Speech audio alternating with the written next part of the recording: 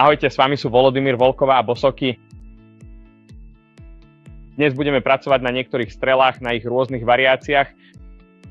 Použijeme len zlomené hokejky, možno niektoré z nich sme už použili v cvičení na dribbling a vo videu o práci s hokejkou. A dnes s nimi urobíme to isté. Použijeme ich ako nášho súpera alebo ako akúsi prekážku podobnú barikáde. Budeme pracovať možno na 3 alebo 4, uvidíme ako to pôjde na rôznych typoch striel. Najprv budeme pokračovať v strele, ktorú sme robili v prvom videu, teda strele s Troll Dragom.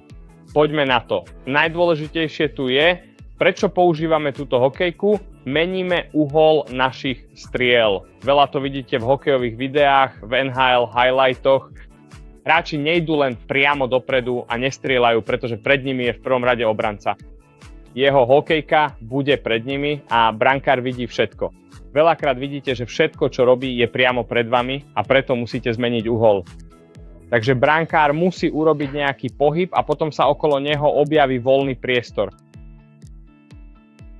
Zistíš to a môžeš nájsť ktorúkoľvek z týchto možností, najmä vtedy, keď sa brankár hýbe, keď je okolo neho veľa priestoru, keď je situácia dynamická a otvorená. Tu môžeš vystreliť, môžeš dať gól a aj keď to nie je dokonalá strela, niekedy je to oveľa viac nečakaná strela, ktorá môže prekvapiť brankára aj obrancov.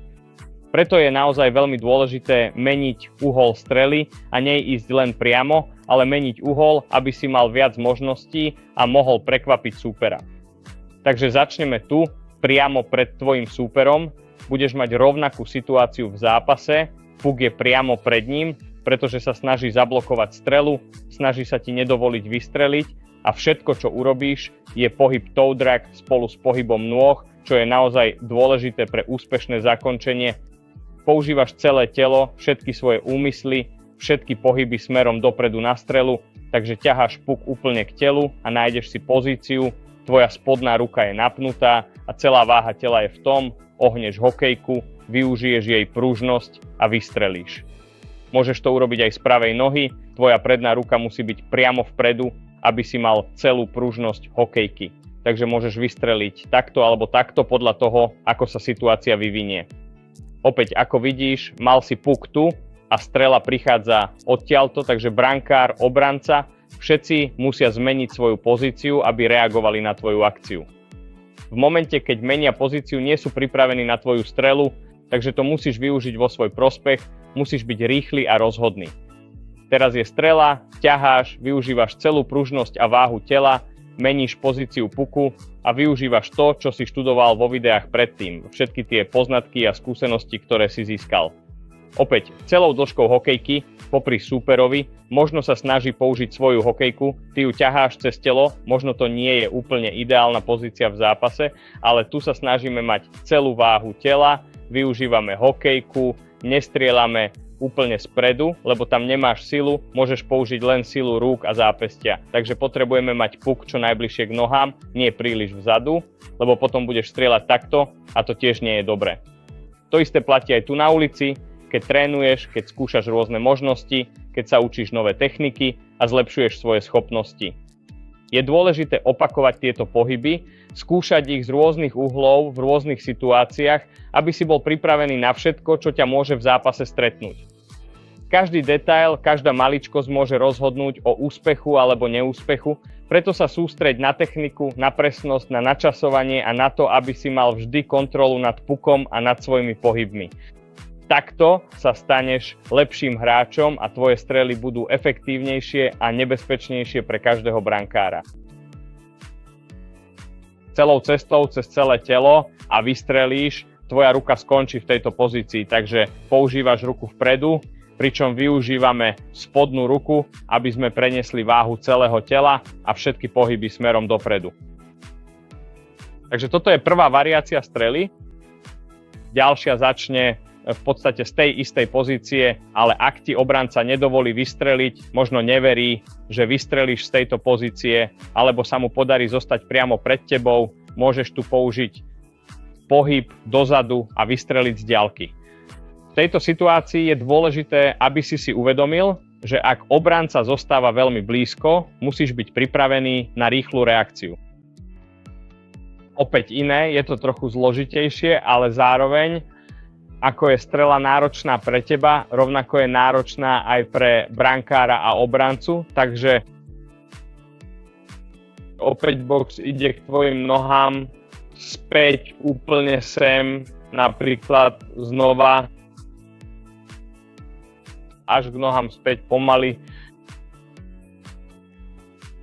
Opäť je tu veľmi dôležitý pohyb vašich rúk, takže je uveriteľné, že tu budete strieľať. D je možno klačiaca pozícia, brankár zmena pozícia, návrat späť a strela. Opäť využívame všetok priestor, ktorý tu máme späť a natáčame. A to isté s druhou nohou tu vzadu. Vystrel. Musíte to urobiť rýchlo, ale s perfektnou technikou. A musíme to trénovať, takže to nebude perfektná pozícia, ale čím viac budete streľbu trénovať, tým ľahšie nájdete túto možnosť, tento moment v hre na streľbu týmto spôsobom. Takže dve variácie, takže buď s vysokou brzdou alebo s vysokou brzdou vzad. Znova. Napríklad Matthews tento úder používa naozaj veľa a uvidíte, že výsledky sú správne, ale je to na najvyššej možnej úrovni, ale musíte vedieť, že trénoval, naozaj veľa to precvičoval a potom môžeme prejsť na ďalší typ úderu. Začneme technikou, správnou technikou a ja vezmem si tu nejaké čierne puky. Takže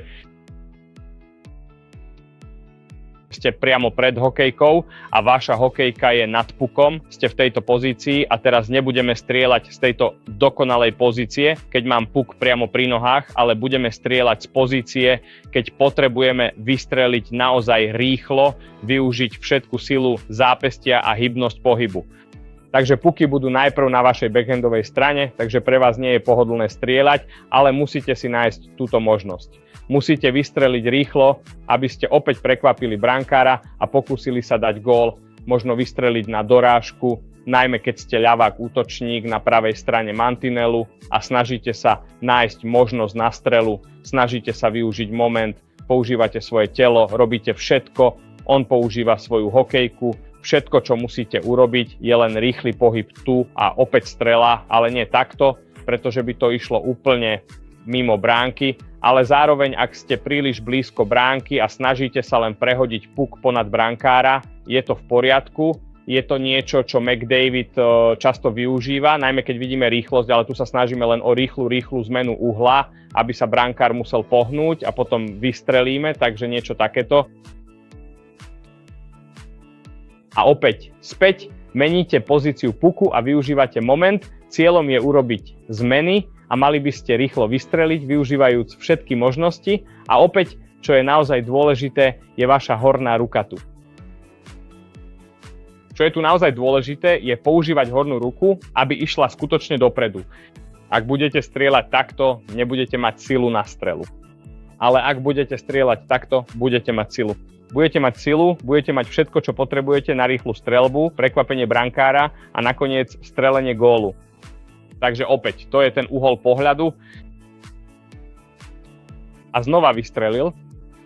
Možno tu bude mať hokejku obranca. Pustíš to? Pod jeho hokejkou, pod jeho trsátkom a vystrelil presne tak.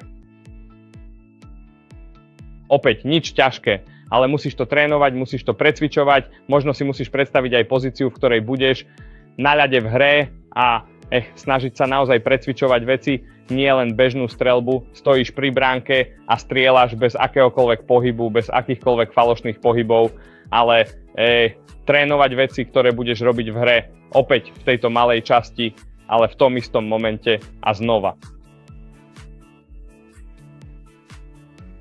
Dobre, a teraz prejdeme k ďalšej variácii, nie vlastne k ďalšej variácii, ale k postupu tej istej, takže budeme potrebovať akýkoľvek druh vyvýšenia, nemusí to byť toto, môžete použiť čokoľvek, čo máte doma. Takže stojím pred vami, aby ste všetko videli. Čo som povedal? Použite aj hokejku obrancu na vykonanie pohybu a strely. Však pohyb noha. Mali sme možnosť trénovať túto vec predtým vo videách s driblingom a teraz ju použijeme počas strely. Takže pod palicou. A strieľať opäť pod rýchlosťou, takže využívame všetku silu zápestia, ale zároveň rýchlu strelu, takže možno v hre nie je až také dôležité, že či sa vám podarí zacieliť na jedno presné miesto, ale teraz je to naozaj dôležité, najmä v tomto type hokeja, ktorý sa teraz hrá, je naozaj dôležité rýchlo a krátko využiť hybnosť, takže pod hokejkou a streliť.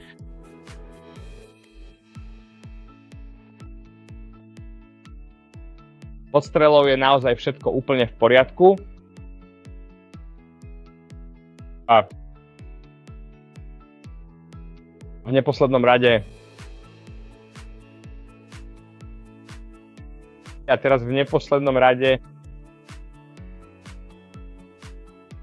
variácia záberu s rýchlym záberom. Vezmem si ďalšie balíčky, aby som ti to mohol ukázať.